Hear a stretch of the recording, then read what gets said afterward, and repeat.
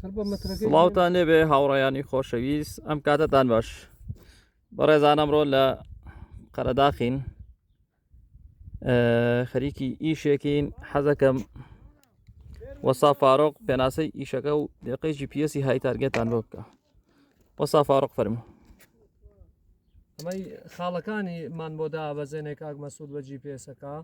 خاڵەکان دقەی لە 3 ملیم بۆ 5 ملیمە یانێ هیچ فەرقێکی تێدا نیە بەس خاڵێک لە 3 ملیم و 5 ملیم فەرقی تایە بە GPS-ەکە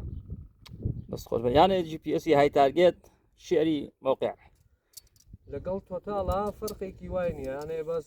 3 تا 5 ملیم فەرقی تایە ئەمە بە تۆتاڵیش دامان بەزاندووە هەر 3 بۆ 5 ملیمی تێگەوتووە بەڵام ئەو خێراییە ئێمە بەکارێن ینی ئەو ڕیزەمان تا ئەو سەر بە کەمتر دە سەعاتێکدا بەزاندووە دەست خۆش بە قوربان سپاس